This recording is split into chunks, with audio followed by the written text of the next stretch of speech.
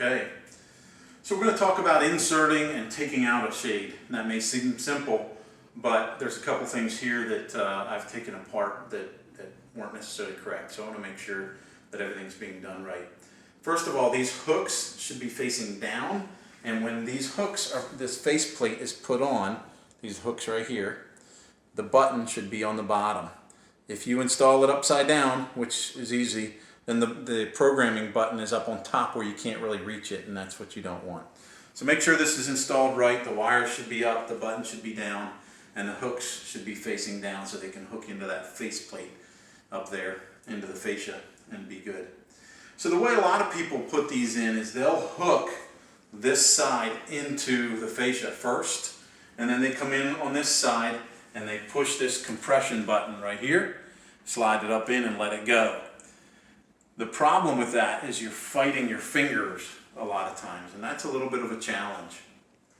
So I prefer far to put this button in first. You put this in, and then just push the whole roll to compress this button, and let this side here with the hooks that I'm talking about line up with the bracket, and then you pull it over and snap it in.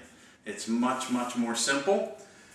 I have seen quite a few shades here that were manufactured too tight, and because they're manufactured so tight, they are having, in some cases, to hook this side in, compress this the whole way, and slide it up in, and it's basically not being able to pop back out.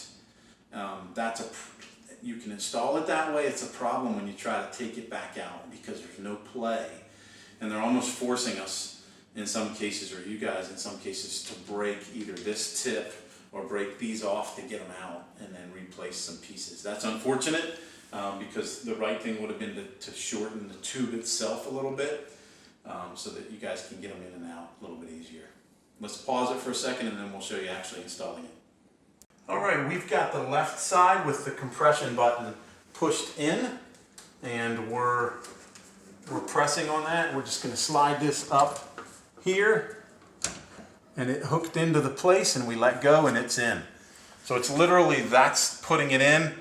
You always want to make sure that you have about a foot or two of shade down when you insert this. The reason is because you don't know when you turn this motor on which way the motor's going, up or down. 50% of the time you hit the down button, it's going to go up. You want the shade to be able to have room to tell you which way you need to go. And if you install it with the shade only having an inch or two and it tries to go the wrong way, it could hurt itself. So make sure you have about 2 feet of shade here to work with.